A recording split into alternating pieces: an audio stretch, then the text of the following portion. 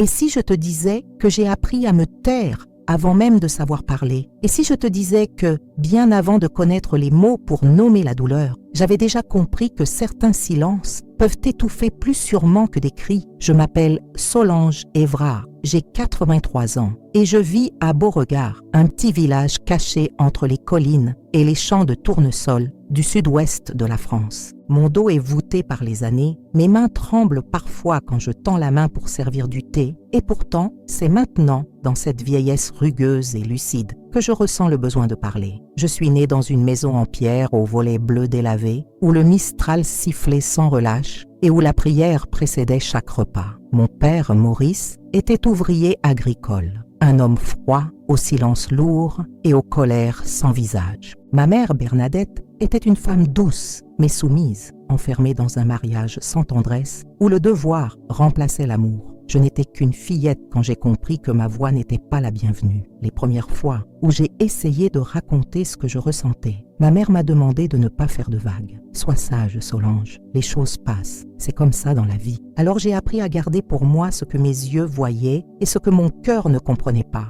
Mais il y a des choses qui ne passent pas, des marques que le temps n'efface pas, des souvenirs que même l'oubli refuse d'engloutir. Je me souviens des pas lourds dans le couloir, de l'odeur du vin bon marché mêlée à celle du tabac froid, de la poignée de porte qui tournait lentement pendant que tout mon corps se raidissait, de l'envie de disparaître, de me dissoudre dans les murs. J'avais 8 ans et c'est ce soir-là que j'ai cessé d'être une enfant. Il m'a volé mes jeux, mes rires, mon insouciance. Et ce que je n'ai jamais dit à personne, c'est que ce n'était pas un étranger, ni un monstre venu d'ailleurs. C'était mon frère aîné, Vincent, l'enfant préféré, le garçon pour qui mon père aurait donné sa vie. Il m'a détruite et personne ne voulait le voir. Quand j'en parlais à ma mère, elle devenait pâle, presque transparente. Elle me disait de ne plus évoquer ces bêtises, que j'avais sûrement rêvé. Mon père, lui, ne m'écoutait même pas. Pour lui, Vincent était la fierté de la famille, le futur chef de tout. Moi, j'étais la petite sensible, celle qui pleure pour rien.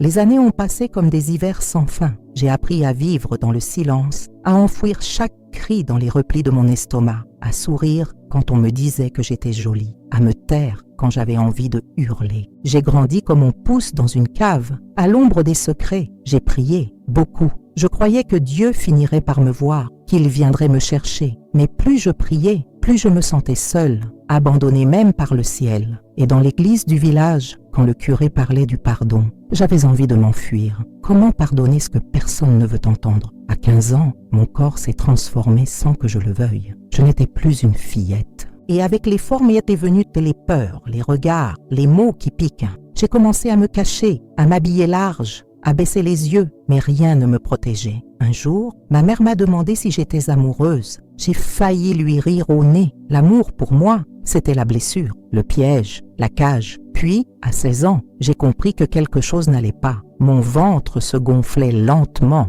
Je n'osais pas y croire. Pas ça, pas moi. Et pourtant, mon corps parlait ce que ma bouche n'avait jamais dit. Je portais en moi la preuve vivante de ce qu'on avait toujours nié. J'ai voulu disparaître, m'enfoncer dans la terre, m'endormir et ne jamais me réveiller. Mais je n'ai rien dit et personne n'a rien vu. Ou plutôt, personne n'a voulu voir. C'est ainsi que tout a commencé, que cette histoire a pris racine dans la honte, le silence, la peur. Et si je vous la raconte aujourd'hui, ce n'est pas pour me plaindre, ce n'est pas pour choquer, c'est parce que je crois qu'il est temps que les femmes âgées, celles qu'on oublie, celles qu'on pense trop fragiles pour avoir des cicatrices, puissent parler, qu'on entende leurs histoires, qu'on sache ce qu'elles ont enduré, ce qu'elles ont survécu. Je suis Solange Évrard, j'ai 83 ans et je vais vous raconter ce que personne n'a jamais voulu entendre. Si mon histoire vous touche, écrivez en commentaire « Je crois en la vérité des silences brisés ». N'oubliez pas de liker, de partager cette vidéo et de vous abonner à notre chaîne. Parce que tant qu'il y aura des femmes comme moi, il y aura des histoires à écouter. Je ne sais pas comment j'ai réussi à passer ces mois sans perdre l'esprit. Mon corps était devenu une prison et chaque jour, je sentais ce ventre s'arrondir comme une trahison silencieuse. J'avais honte de ce que je portais, honte de respirer, honte d'exister. Je dormais peu. Je me cachais sous des vêtements amples, usés jusqu'à la corde, des robes à carreaux de ma mère, trop grandes, trop longues, qui flottaient autour de moi comme des rideaux de honte. Mon père ne remarquait rien ou faisait semblant. Ma mère me lançait parfois un regard fuyant, lourd, comme si elle savait mais ne voulait pas le savoir. À l'église, je continuais à chanter les psaumes, à genoux devant la croix, demandant un miracle que je ne comprenais même plus. Et lui, Vincent, vivait comme si de rien n'était. Il riait, buvait avec ses amis, passait à table, saluait le curé, embrassait notre mère sur la joue, comme s'il était le fils parfait. Parfois, il croisait mon regard et me lançait un petit sourire. Ce sourire me brûlait plus que n'importe quel mot. C'était le sourire du bourreau qui sait que la victime ne parlera jamais. Et je n'ai pas parlé, pas un mot. J'ai serré les dents, jour après jour, mois après mois. Quand mon ventre est devenu trop visible, ma mère a pris une décision. Elle est entrée dans ma chambre un matin, alors que j'étais assise au sol, à tenter de recoudre une jupe trouée. Elle n'a pas frappé. Elle s'est contentée de fermer la porte derrière elle, lentement. Elle s'est approchée, m'a regardé longuement, puis a dit « On dira que c'est arrivé à cause d'un garçon de passage, quelqu'un que tu ne reverras jamais. Tu étais naïve, voilà, on dira ça, mais tu ne prononces pas son nom, jamais. » Je suis restée figée. Le fil est tombé de mes mains. Tu entends, Solange? On ne parle plus de ça. Plus jamais. Maintenant, tu vas être mère et tu te tais. Tu as compris? Et j'ai hoché la tête parce que je n'avais pas d'autre choix. Parce que je ne voulais pas que mon père découvre. Parce que je savais qu'il frapperait. Fort. Peut-être elle aussi. Peut-être même qu'il me jetterait dehors. Et j'étais terrorisée. Le village entier a appris la nouvelle en quelques jours. Ma mère a tout orchestré. Un accident de jeunesse, disèrent les voisines. Quelle honte, mais bon, ça arrive. Elle est jolie après tout. Elle a dû séduire un garçon. Le jugement, toujours sur les épaules de celle qui subit. J'ai commencé à me rendre chez une vieille sage-femme à l'extérieur du village. Elle s'appelait Madeleine. Elle avait les mains sèches comme de l'écorce et le regard d'une femme qui en savait trop. Elle ne posait pas de questions. Elle m'examinait, me donnait des herbes et me disait de bien manger. Mais un jour, alors qu'elle palpait mon ventre, elle m'a regardé et a murmuré « Il t'a fait ça, n'est-ce pas, celui qui vit sous ton toit ?» J'ai éclaté en larmes. Elle m'a serré contre elle, longtemps, sans un mot de plus. C'était la première fois que quelqu'un me croyait sans que je dise un mot. Quand l'enfant est arrivé, c'était un matin d'automne. Les feuilles rouges et or tombaient comme des cendres. Ma mère m'a emmenée chez Madeleine à l'aube. L'accouchement a été long, douloureux, violent, mais je n'ai pas crié, pas une fois. Je ne voulais pas que ce monde entende ma douleur. Je ne voulais pas qu'on me vole ça aussi. C'était une fille, petite, silencieuse, les yeux fermés. Je l'ai regardée et j'ai senti en moi un amour que je ne comprenais pas, un amour qui faisait aussi mal que le rejet que j'éprouvais. Elle n'avait rien demandé. Elle était là, vivante, innocente. Je l'ai appelée Anaïs. Ma mère a voulu l'emmener loin, la faire adopter. J'ai dit non. Pour la première fois, j'ai dit non. Elle a crié, m'a giflé, m'a traité d'ingrate, de folle. Mais je suis restée droite. J'ai serré mon bébé contre moi et j'ai dit « Tu ne me prends pas ça, pas elle !» Et elle a cédé. À 16 ans, j'étais mère et j'avais déjà vécu 1000 morts. Vincent, lui, a cessé de me parler. Il m'évitait, mais je savais qu'il avait peur. Peur que je parle, peur que je l'expose. Il a commencé à s'éloigner, à partir travailler plus loin. Il ne venait plus au repas de famille. Et moi, je me reconstruisais, lentement, patiemment. J'ai élevé Anaïs avec le peu que j'avais. Ma mère m'aidait parfois, en silence. Mon père ne disait rien, mais regardait la petite avec une forme de tendresse étrange, comme s'il ne comprenait pas vraiment d'où elle venait, mais qu'il ne voulait pas poser la question. Moi, je savais. Et chaque nuit, je la regardais dormir en me demandant si elle ressentirait un jour ce poids que je portais, si elle comprendrait, si elle me jugerait. Mais elle grandissait libre, vive, belle, et moi, je redevenais femme, à petits pas, parfois en trébuchant, parfois en hurlant dans l'oreiller pour ne pas exploser. Un jour, Madeleine m'a dit « Tu sais Solange, les cicatrices ne disparaissent jamais, mais on apprend à les regarder sans pleurer. » Et elle avait raison, mais je n'en étais pas encore là, pas tout à fait, pas encore. Les années ont passé avec la lenteur des jours, sans promesse. J'étais jeune, mais je ne me sentais plus jamais jeune. J'avais à peine 17 ans, et déjà, je regardais le monde comme une vieille femme. Je n'avais plus de rêves, juste des matins à traverser, une fille à nourrir et des silences à entretenir. Anaïs grandissait avec une lumière que je ne comprenais pas. Elle riait, elle chantait, elle courait dans les champs derrière la maison, comme si le monde ne lui devait rien. Et moi, je la regardais, partagée entre l'admiration et la peur. peur qu'elle devienne comme moi, peur qu'elle vive ce que j'avais vécu, peur qu'un jour, elle découvre la vérité, car cette vérité, je la portais comme un poison dans la gorge. Jamais je ne lui avais dit, personne ne savait, à part Madeleine. Même ma mère, après toutes ces années, évitait encore mon regard lorsqu'elle parlait d'Anaïs. Et Vincent n'était plus là. Il avait quitté Beauregard, parti vivre dans le Nord, avec une femme et 2 enfants. Un père, quel paradoxe. Je me demandais souvent s'il pensait à moi, à ce qu'il m'avait volé, à cette fille qui portait son sang sans le savoir. Mais au fond de moi, je savais qu'il dormait tranquille. Parce que les monstres, parfois, s'habituent à l'obscurité au point d'y construire leur confort. J'ai élevé Anaïs en travaillant comme couturière pour des voisines, en nettoyant la maison du curé, en vendant quelques légumes du potager. Nous n'avions presque rien, mais je me débrouillais. J'avais appris à survivre, et survivre était devenu ma seule forme de vivre. À l'école, Anaïs brillait. Elle posait des questions, voulait tout comprendre. Elle dessinait beaucoup, des arbres, des oiseaux, des femmes aux yeux immenses. Un jour, elle m'a tendu un dessin, une femme avec une cicatrice sur le cœur, cousue avec du fil rouge. Elle m'a dit « C'est toi, maman, mais tu es forte, tu tiens debout. » J'ai pleuré toute la nuit. Elle savait, d'une certaine manière, elle savait, mais jamais elle ne m'a demandé. Elle respectait mes silences, comme si elle en connaissait le poids. Quand elle a eu 10 ans, elle a voulu aller au catéchisme. Moi, j'avais fui l'église depuis longtemps. Trop de sermons sur le pardon, trop de regards juges, mais elle insistait, alors je l'ai laissée y aller. Je l'attendais toujours dehors, assise sur le banc de pierre, en face du portail. Je ne voulais pas entrer, je ne pouvais pas. Un jour, le nouveau prêtre, Père Clément, est venu me parler. Il était jeune, doux, différent des autres. Il m'a demandé pourquoi je ne venais pas à la messe. J'ai répondu que Dieu ne voulait pas de moi. Il a souri doucement et m'a dit « Ou peut-être que c'est vous qui ne voulez plus de lui ». Cette phrase m'a hantée pendant des semaines. Parce qu'il avait raison, je ne voulais plus de Dieu, ou plutôt, je ne lui faisais plus confiance. Où était-il quand j'avais supplié dans le noir, quand mes petites mains d'enfant se serraient l'une contre l'autre jusqu'à en avoir mal, espérant qu'un miracle m'arrache à cet enfer? Où était-il quand mon frère me volait ma dignité dans le silence d'une maison aveugle? Mais malgré cette colère, quelque chose en moi a commencé à s'ouvrir. Peut-être étais-je fatigué de haïr, peut-être avais-je besoin d'un lieu où déposer ma douleur. Père Clément ne posait pas de questions. Il m'invitait à boire le thé à la cure, à parler du jardin, des saisons, de la pluie. Il m'écoutait. Et ça, c'était nouveau, être écouté sans être jugé. Un après-midi, il m'a dit « Vous savez, parfois, Dieu ne répond pas comme on l'espère, mais il reste là,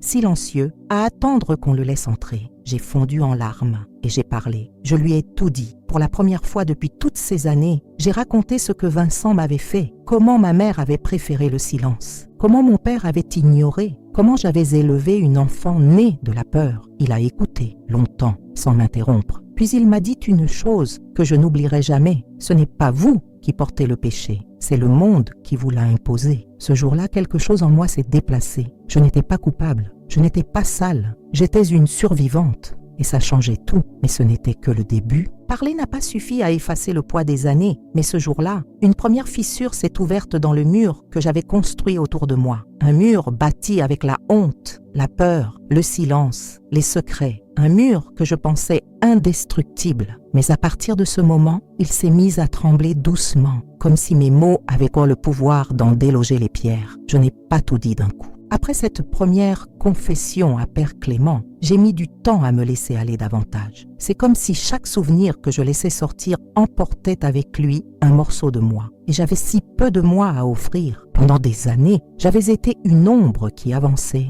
une mère silencieuse, une fille docile, une femme absente à elle-même. Mais la graine était semée. Je me suis mise à écrire en cachette, des lettres, des pages. Je remplissais de vieux cahiers avec des mots que je n'osais pas dire à haute voix. Je racontais tout, la nuit de mon enfance brisée, le poids des regards, la solitude des matins, le dégoût de mon propre corps. Je parlais à Dieu, mais aussi à Anaïs, à la petite fille que j'avais été, à la femme que je ne devenais pas. Parfois, mes mains tremblaient tellement que l'encre coulait de travers, mais j'écrivais comme on respire après avoir longtemps été sous l'eau. Anaïs, de son côté, devenait adolescente. Elle était belle, vive, farouche, elle posait des questions, de plus en plus, sur son père, sur ma jeunesse, sur les raisons de mon absence lors des fêtes du village ou des cérémonies. Je sentais qu'elle devinait. Elle ne disait rien, mais son regard me perçait comme un miroir dans lequel je ne voulais pas me voir. Un soir, alors qu'elle avait 14 ans, elle est entrée dans ma chambre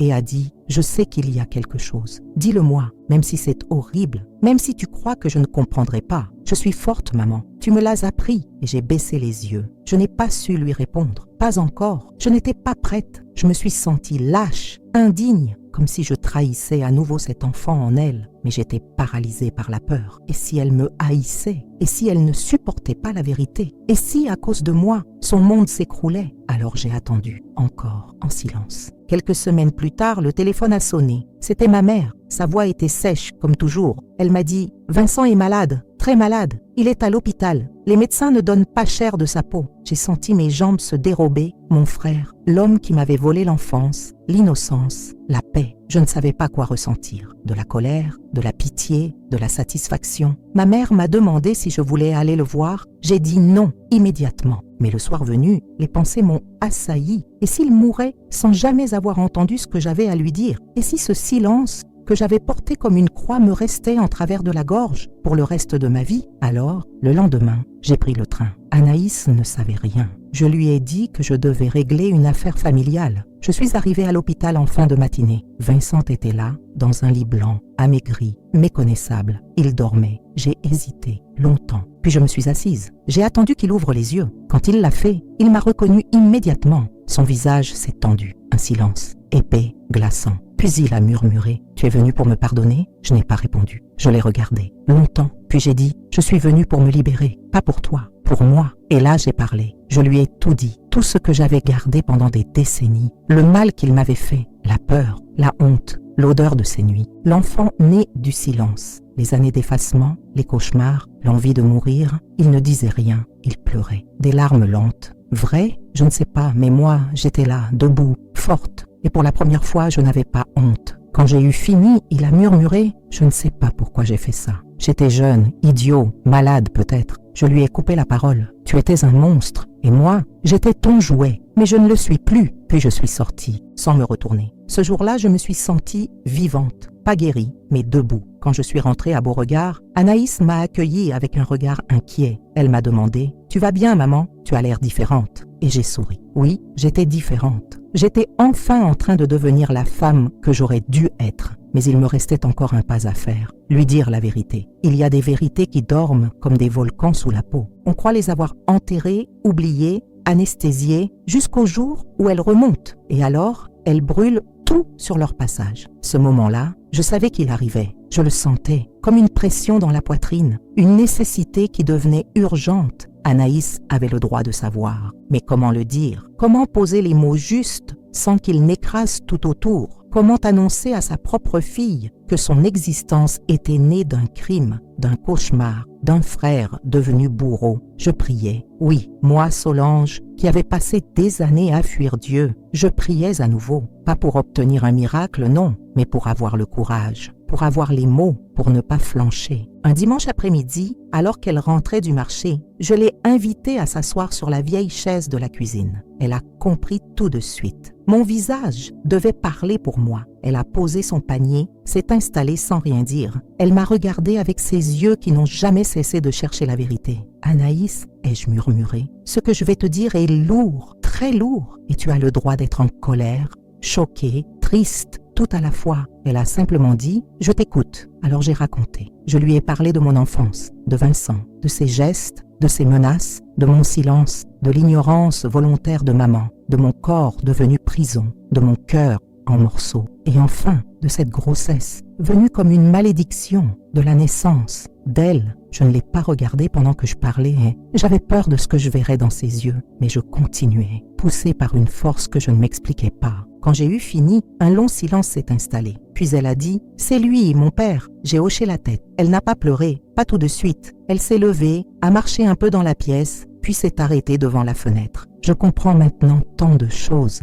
a-t-elle murmuré. Elle s'est tournée vers moi. « Tu ne m'as jamais menti. Tu m'as protégée à ta manière. Tu m'as donné tout ce que tu pouvais, et même plus. Et là, c'est moi qui me suis effondrée. Elle m'a prise dans ses bras, fort, longtemps. Ce jour-là, j'ai compris que l'amour peut survivre à tout, même à la vérité la plus terrible. Après cela, Anaïs a changé. Pas dans son affection pour moi, non, mais dans son regard sur le monde. Elle est devenue plus grave, plus déterminée aussi. Elle a commencé à poser des questions sur la justice, sur les femmes, sur le pardon. Un matin, elle m'a dit « Je veux rencontrer le père Clément ». Ils se sont vus plusieurs fois. Elle ne m'a jamais raconté leur discussion, mais je voyais qu'elle en ressortait toujours plus forte. Moi, de mon côté, j'ai continué à écrire, à déposer mes souvenirs, mes douleurs, mes lueurs. Un jour, Père Clément m'a suggéré de témoigner, pas en public, mais auprès de femmes qui, comme moi, avaient vécu l'indicible. J'ai hésité, puis j'ai accepté. La première fois, j'étais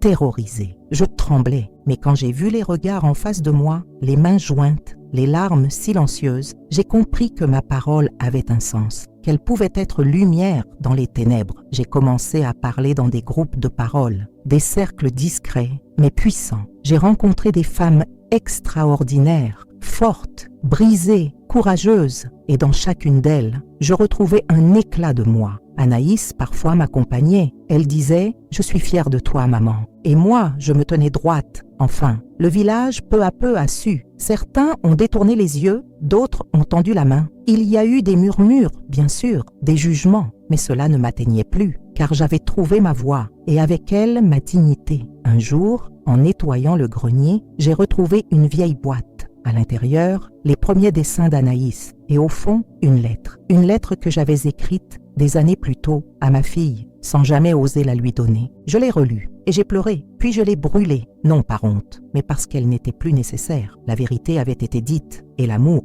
avait survécu. La paix ne vient jamais en une seule vague. Elle avance à petits pas, recule parfois, se cache, attend. Je croyais avoir fait le plus dur en parlant, en brisant le silence, en offrant à Anaïs la vérité qu'elle méritait. Mais ce n'était qu'un chapitre. La reconstruction, elle, demandait un autre type de courage, celui de se réapproprier sa vie, son corps, sa foi. Pendant des années, j'avais appris à me faire petite, à ne pas déranger, à survivre dans les marges. Et maintenant que la lumière entrait dans mes recoins les plus sombres, je ne savais pas quoi en faire. J'étais comme un meuble oublié dans une pièce fermée depuis trop longtemps, abîmé, poussiéreux, mais encore debout. C'est Anaïs qui m'a donné l'idée. Pourquoi tu n'écrirais pas un livre? Ton histoire peut en sauver d'autres. J'ai ri. Un livre? Moi? Avec mes cahiers froissés, mes phrases raturées, mes tremblements. Mais elle insistait. Elle disait que j'écrivais avec le cœur, que mes mots respirèrent la vérité. Alors j'ai essayé. J'ai repris mes carnets. J'ai réécrit, organisé, retracé chaque étape de mon existence. Parfois, je restais des heures à fixer une phrase. D'autres jours, les mots coulaient comme une rivière. J'ai revécu chaque scène, chaque douleur, chaque silence, mais aussi chaque petite victoire, chaque matin où je m'étais levée malgré tout.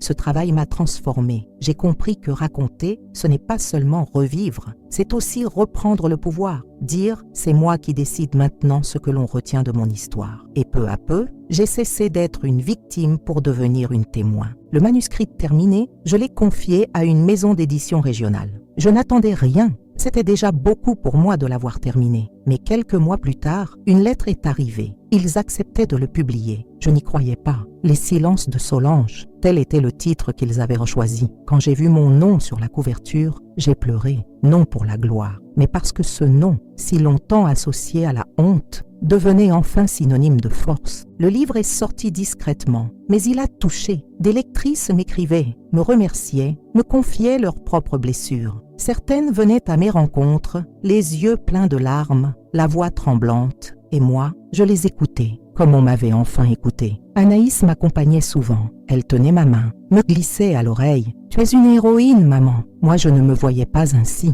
J'étais juste une femme qui avait souffert et qui avait décidé un jour de ne plus se taire. Un matin, j'ai reçu une lettre inattendue. Elle venait de l'hôpital du Nord. Vincent était mort, seul, sans bruit, sans testament. Je n'ai pas su quoi ressentir. Ce chapitre était clos. Je n'ai pas assisté aux funérailles. Je n'en avais ni l'envie ni le besoin. Mais j'ai allumé une bougie. Pour moi. Pour la petite fille que j'avais été. Pour toutes celles qui ne pourraient jamais parler. Le livre a attiré l'attention de certaines associations. On m'a invité à témoigner dans des écoles, des centres, même lors d'une émission de radio locale. À chaque fois, je ressentais la même chose, la peur l'émotion, mais aussi une immense fierté. Un soir, après une conférence, une jeune fille s'est approchée, 15 ans à peine. Elle m'a chuchoté, moi aussi, juste ça. Et je l'ai prise dans mes bras, longtemps. J'avais trouvé ma mission, parler, raconter, témoigner, ne plus jamais permettre que le silence gagne. Mais au milieu de cette renaissance, un autre défi m'attendait, plus intime, plus douloureux, car si j'avais appris à parler à Anaïs, aux autres, au monde, je n'avais pas encore parlé à mon propre corps, et c'est là que commence un nouveau combat. Mon corps, ce vieux compagnon que j'avais si longtemps ignoré, haï, fui. Pendant des décennies, je l'avais traité comme un ennemi, un traître, une chose sale qui portait la trace de l'impur. À force de silence et de survie, je l'avais désappris. Je vivais dedans sans l'habiter. Je l'habillais sans le regarder. Je le lavais sans le toucher vraiment. Il n'était qu'un véhicule, une enveloppe cabossée, un rappel constant de ce que j'avais subi. Mais lorsque la parole s'est libérée, il est devenu impossible d'ignorer cette autre vérité. Mon corps était aussi une victime. Et plus encore, il était le seul témoin de toute cette histoire. Il avait tout encaissé, tout supporté, sans jamais s'effondrer. Et pourtant, je l'avais puni par le mépris, par la négligence, par le refus de le reconnaître. Un jour, Anaïs m'a offert une séance dans un centre de bien-être pour mon anniversaire. Elle m'a dit « Tu mérites aussi de te faire du bien ». Je ne voulais pas y aller. Rien que l'idée d'être touchée, observée, me tétanisait. Mais elle a insisté avec cette douceur qui ne laisse pas de place au refus. Alors j'y suis allée, à reculons, avec la peur au ventre. La pièce sentait les huiles essentielles. La lumière était tamisée. La thérapeute s'appelait Léa, une femme dans la cinquantaine. Au regard doux, elle m'a parlé doucement. Elle m'a expliqué chaque geste à l'avance, m'a demandé la permission à chaque étape. Elle ne m'a jamais forcée. Et surtout, elle m'a regardé sans jugement, sans pitié, juste avec humanité. Quand elle a posé ses mains sur mes épaules, j'ai eu envie de pleurer. Mon premier réflexe a été de me raidir, de me crisper. Mais sa voix m'a guidée. Respirez, vous êtes ici, en sécurité. Alors j'ai fermé les yeux. Et pour la première fois depuis si longtemps, je me suis autorisée à ressentir, à être là, présente, vivante. Cette séance a été un choc, pas parce qu'elle m'a fait mal, mais parce qu'elle m'a reconnecté à quelque chose que je croyais perdu, la tendresse, celle qu'on peut éprouver envers soi, vers son propre corps. J'ai compris que ce n'était pas lui, le coupable, que je pouvais peut-être un jour le regarder avec amour. Après cela, j'ai commencé à marcher chaque matin, juste moi, mes pas et l'air frais de la campagne. Je faisais des cercles autour du village en écoutant les oiseaux, le vent, les cloches de l'église. Ces marches sont devenues un rituel, un retour à moi. J'apprenais à habiter mes gestes,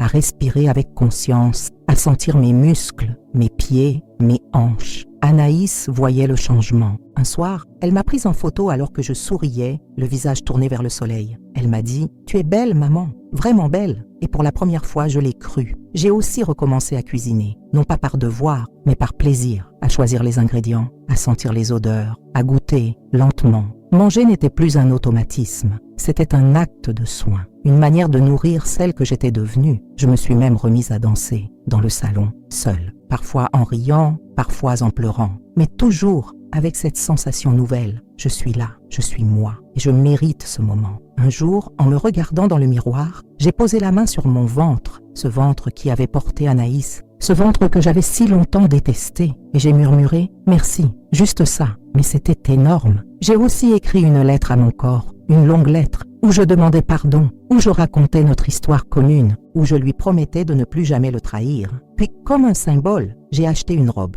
rouge, moi qui n'avais porté que du gris, du noir, du beige pendant des années. Ce rouge, c'était une déclaration de vie, de joie, de renaissance. Quand je suis apparue avec cette robe au petit marché de Beauregard, certains m'ont regardée avec surprise, d'autres ont souri. Et moi, j'ai marché, tête haute. Je n'étais plus l'ombre que j'avais été. J'étais Solange, entière, brisée, certes, mais recollée, debout, et plus rien ne pouvait m'arrêter. Le courage ne s'apprend pas dans les livres. Il se cultive dans les silences que l'on transforme en voix, dans les blessures que l'on ose montrer à la lumière. Et plus je marchais sur ce chemin de renaissance, plus je me rendais compte que ma voix portait, que d'autres l'entendaient et qu'elle réveillait quelque chose en elle. Ce fut un mardi matin, en sortant de la boulangerie, qu'une femme s'approcha. Elle avait peut-être mon âge, ou un peu moins. Les rides racontaient une histoire que je connaissais trop bien. « Vous êtes Solange, n'est-ce pas? Celle qui a écrit ce livre ?» J'ai hoché la tête, un peu hésitante. Merci, a-t-elle dit. Merci pour ce que vous avez osé dire. Et elle est repartie. Ce simple échange a bouleversé ma journée. Je ne m'en remettais pas. J'étais, à mes yeux, une femme ordinaire, une survivante parmi tant d'autres. Et pourtant,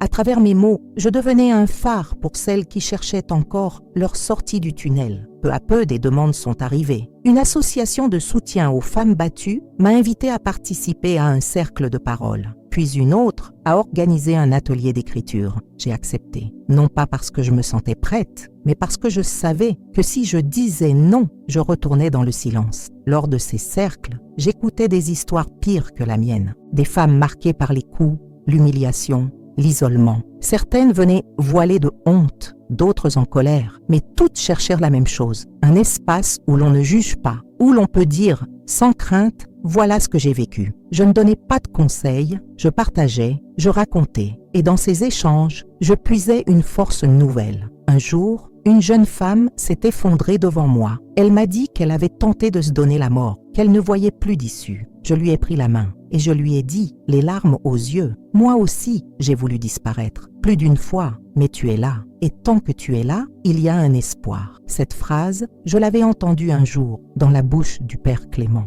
et elle m'avait sauvée. Je suis retournée le voir. Il était âgé maintenant, affaibli, mais son regard restait le même. Nous avons parlé longuement. Il m'a dit qu'il priait pour moi chaque jour et qu'il était fier. Fier que je sois devenue ce que je suis, une femme debout. C'est à ce moment-là que j'ai compris que le pardon ne venait pas d'un coup. Il se construisait et il commençait par soi-même. Je me suis confessée, non pas pour demander l'absolution d'un péché que je n'avais pas commis, mais pour déposer mon fardeau, pour dire à haute voix « Je n'ai plus honte ». Et dans ce geste, j'ai senti une paix que je ne connaissais pas. La foi que j'avais mise de côté si longtemps revenait doucement, non plus comme une obligation, mais comme un refuge, une lumière intérieure. Je ne retournais pas tous les dimanches à l'église, mais parfois, seule, je m'asseyais dans le dernier banc. Je regardais les vitraux et je priais, pas toujours avec des mots, souvent avec le silence. Un silence habité, un silence qui guérissait. Avec Anaïs, nous parlions de plus en plus de spiritualité. Elle aussi avait entamé un chemin.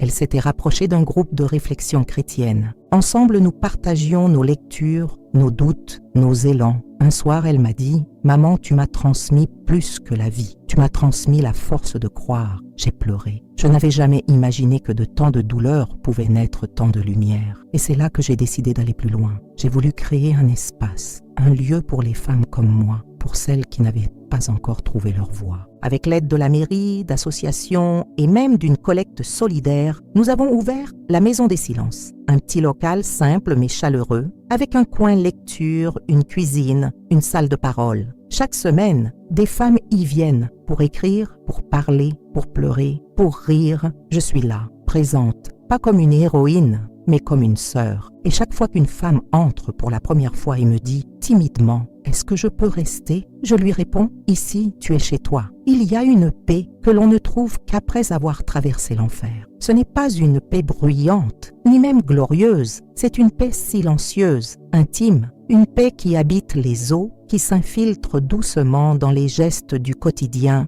dans les silences du matin, dans les sourires qu'on offre sans raison. Je suis arrivée à cette paix à petits pas. Rien ne s'est fait d'un coup. Il m'a fallu des années, des souvenirs ravivés, des nuits d'angoisse, des séances de thérapie, des cercles de parole, des pardons difficiles et surtout beaucoup d'amour. L'amour d'Anaïs, inconditionnel. L'amour de moi-même, enfin. Aujourd'hui, je n'ai plus peur du miroir. Je ne détourne plus les yeux. Je regarde cette vieille femme ridée, aux cheveux blancs, au dos voûté, et je la trouve belle. Pas belle selon les magazines, belle de vérité, belle d'avoir survécu, belle d'avoir choisi de vivre. Je marche encore tous les jours. Mon pas est lent, mais décidé. Les gens du village me saluent avec respect. Certains savent mon histoire, d'autres la devinent. On me surnomme parfois la Dame Rouge à cause de cette robe que je porte souvent, symbole de ma renaissance. Et à chaque fois qu'une jeune femme m'aborde pour me dire qu'elle m'admire, je sens mon cœur se gonfler d'un mélange de gratitude et de tristesse. Gratitude d'avoir transmis quelque chose. Tristesse que tant est encore besoin de ce courage-là. J'ai appris que le silence peut tuer, mais j'ai aussi appris qu'il peut être reconstruit, transformé, devenu prière,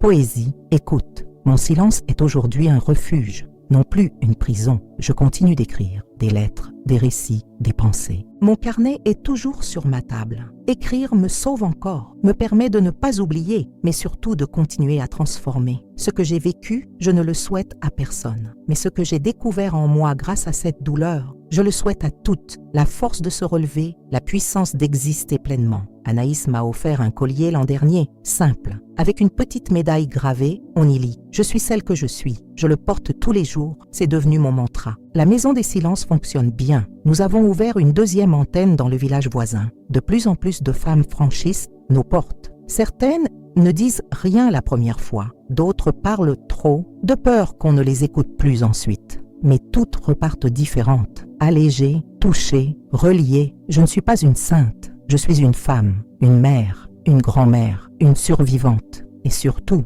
une vivante. Le chemin n'a pas été droit. Il a été sinueux, rude, semé de pièges, mais il m'a mené ici, à ce point précis de ma vie où je peux dire « je suis en paix ». Parfois, je regarde le ciel en pensant à ma mère, à ce qu'elle a dû vivre elle aussi, à ce qu'elle n'a jamais dit. Je ne lui en veux plus. Je lui parle dans mes pensées. Je lui dis « tu aurais pu t'en sortir toi aussi ». Mais maintenant, je vis pour nous deux, et c'est vrai. À celles et ceux qui écoutent mon histoire aujourd'hui, je veux dire ceci. Votre passé ne vous définit pas. Vos blessures ne sont pas votre identité. Ce que vous avez subi n'est pas ce que vous êtes. Vous avez le droit de guérir, vous avez le droit de vivre et vous avez surtout le droit de parler, car chaque voix qui s'élève allège le silence d'une autre. Merci d'avoir écouté jusqu'ici. Si mon histoire vous a touché, je vous invite à écrire en commentaire. Je suis restée jusqu'à la fin car je crois en la guérison. Aimez cette vidéo, partagez-la avec quelqu'un qui en a besoin et abonnez-vous pour que plus de voix comme la mienne soient entendues. Ce témoignage est une œuvre originale inspirée de faits réels et le contenu de cette vidéo est une création 100% d'auteur.